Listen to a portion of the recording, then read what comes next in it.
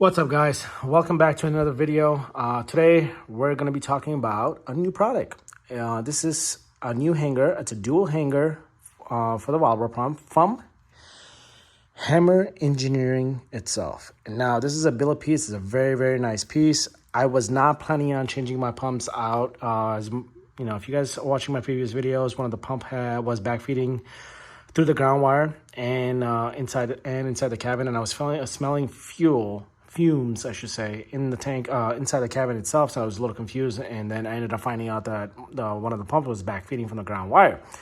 So since this new product came out, I figured, you know what, it gives me a reason to take out my pumps and redo the whole thing. And I'm glad I am doing this because, one, I get this nice, cool billet piece from Hammer Engineering, and we're gonna quickly talk about this.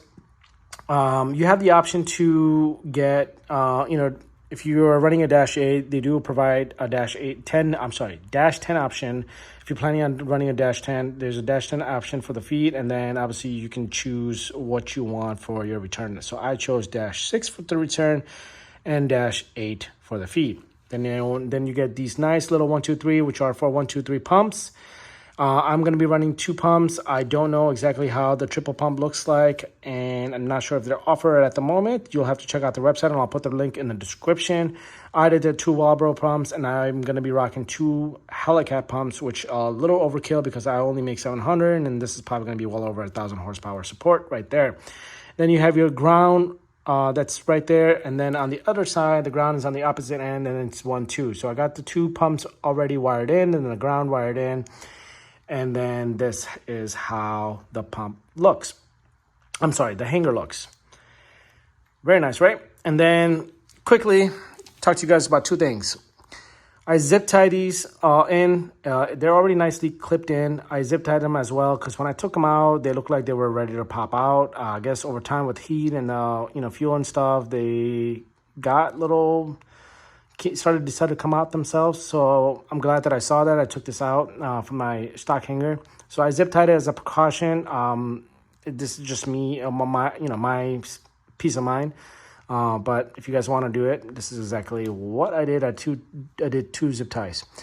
And then these cool little things. If you guys aren't familiar with it, this is our stainless steel sock for the Walbro pumps. I recommend you running this little piece of sock. I believe they are $30 if you look online for each individual sock. It's a nice little cool piece. It's very nice and slim. Yeah, I mean, look at this. Let me show you guys exactly how it looks. Looks compared to a regular socks. And I'm going to try to see if I can do this. Okay, let's see. I'll use... This is a hanger. I mean, this is a sock that you would normally get with the Walbro, and I believe I got this with it's a new sock that I've had it for a while. Compared to this,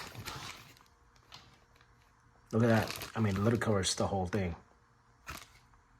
So, I believe a lot of shops are using these these stainless steel socks. I recommend using these. These are very nice and slim, and I recommend running it with this kit. Reason being, and I'll show you guys how it looks in the tank, and I'll explain to you exactly why. You can run the big socks as well. It's just gonna be overlapping when you're when you install it. It's gonna be overlapping in the bucket. But with this, it will not be overlapping. It'll just sit like this. So I'm gonna go ahead and start explaining exactly how to install this in the tank. The way to do this is, we got this nice little bracket that holds the 2 pumps down. I'm going to go ahead and loosen this Allen bolt, and then I'll have one of the pumps hanging, and then we'll just slide in the bracket and with the pump, and then the pump followed by that, or vice versa. Pump in first, and then the bracket with the pump, and then I'll have to just slide in the bracket over the other pump, and just like this. Screw the Allen bolt down, and then it'll just be going right in the bucket together. Now I'm gonna go ahead quickly off screen, gonna mark this with the pen. Just basically mark it how the pump is sitting, so that way when I go install it, I want the pumps to go back in the tank the way I have it installed in my hand at the moment. Right? So very fairly simple. If you guys are new to installing fuel tanks, fuel pumps on a hanger, just this is very easy. They provide you the bracket. You literally slide in. Look at that. It just slides in. Be careful because the socks do come in a way, so you have to have the sock part out because the sock part cannot go back in the other way. Just that little piece right there comes in between. It just doesn't make you let it sit, so you got to have the sock part out. That's why the sock parts are out and looks like a penguin feet.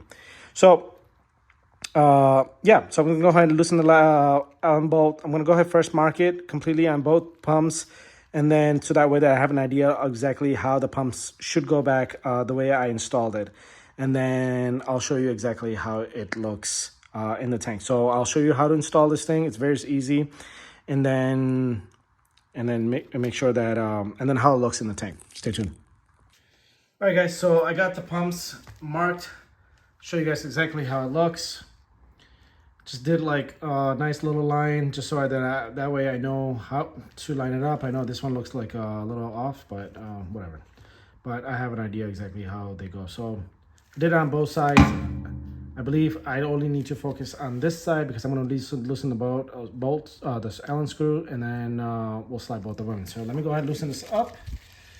Basically lefty loosey, and make sure you got the proper size Allen bolt because you don't want to strip this, then it's a pain in the ass. You got to go to Ace Hardware or something and get the proper size and all that jazz. And then I'm not really fond of Allen, but for this thing it's it's nice.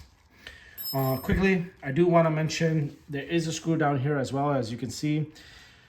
Do mock this up when you get the hanger, just without the pumps and stuff. Make sure the brackets are like pretty much, you'll see it what I mean, but like the brackets, it's gonna be sitting, let me zoom out. The pump's gonna be sitting like this, facing that way. This is the front of the car. It's gonna be facing like this. So the hanger will be, the pumps are going to be facing that way. Make sure it's further away from the bucket wall, not towards it. You'll have to play around, just loosen this up when you're mocking it up. Just get it right, eyeball it to a point where you know it's perfect, and then tighten this ball bracket and make sure it stays where it's supposed to be. So like this one is not moving at the moment. And then this, see, just like that, it slides out. So pull. There's gonna be some tension because of now I got everything installed. So just be careful when you're going to install this thing. I'll try to do this with the camera in the way. Zoom in.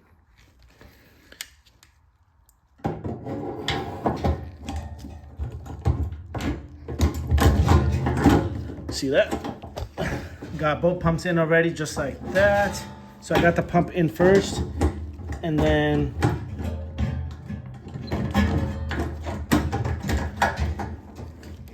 now what I'm going to do is go ahead and pull the pumps. Now I did this once. I was mocking it up. So this is going to be, just be careful.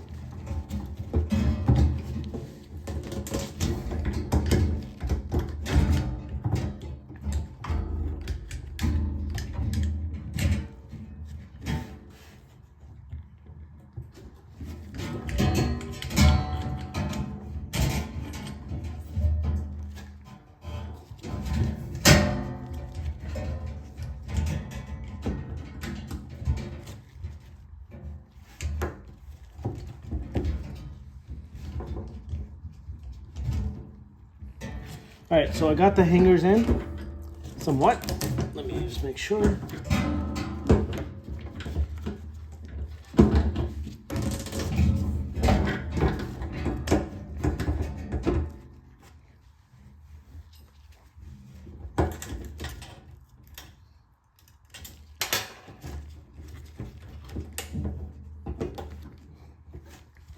Sorry, I'm just making sure it's in there nice and good. And then just put in your Allen key if you can, and just turn it. I'm just gonna hand turn it right now.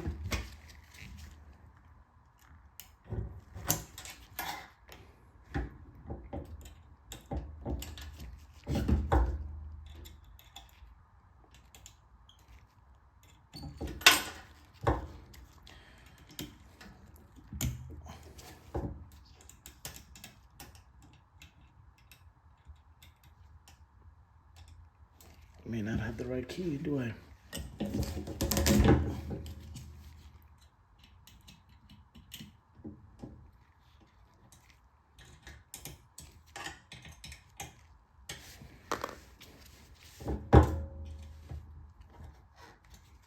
Guys, it really helps if you have the right Allen key, because if you don't, you will strip it really quick. And just like that, the pumps are in.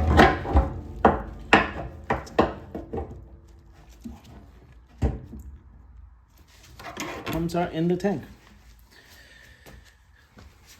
Very easy. So if you do it right, if you mock up the tanks prior to mock up the bracket before you get the pumps installed, and then get the pumps installed after you have it nicely mocked up.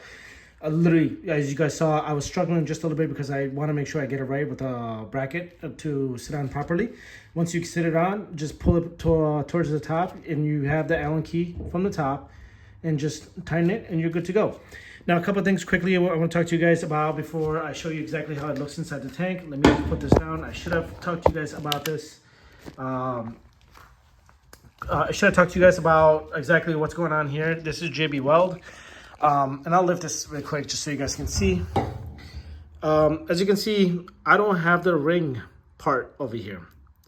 You will most likely need to remove yours. I believe right now the Hammer engineering will be working on figuring out a solution to install it with the ring already on here. But he and myself, well, I should say myself, have to remove it because of the internal part, which is this part right here, was too big, and it would not allow for me to install the piece to, go down.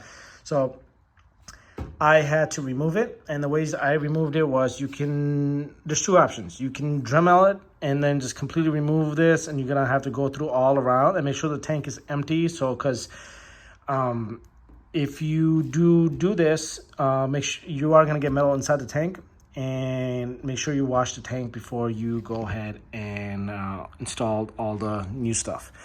Number two, what I did was I used a flathead and just basically put in between this line, and then I just hammered it all around and got it out. Now, the thing with that is this tank is 30 plus years old, so keep in mind you are gonna have cracks, and hence the reason why I have JB Weld, and that's not the reason why I did it. The JB Weld is because it's a 30 plus year old tank. You are gonna have nice little rust spots around here, and I ended up finding out that when I cleaned the tank, I washed it down and everything, and I used a wire brush around here, I found cracks all around. So I don't think it's from me hammering it, but who knows.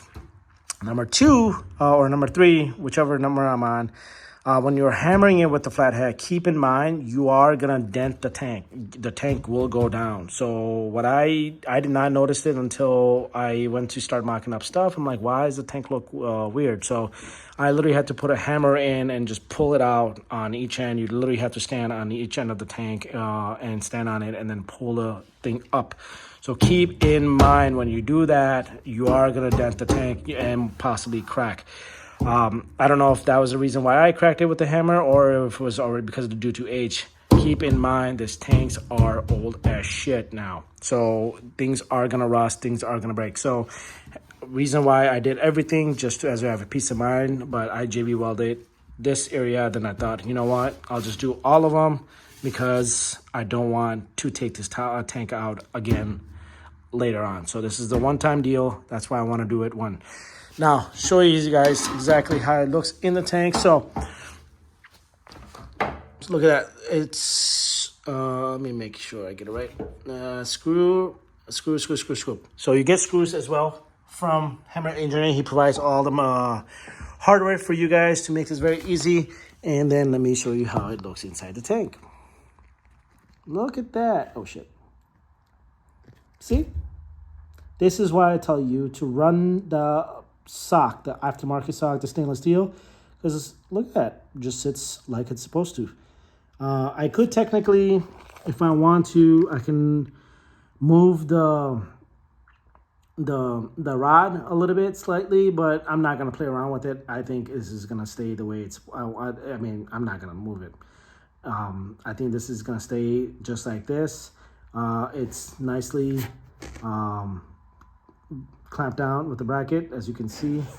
And then let me see if I can get another angle for you guys.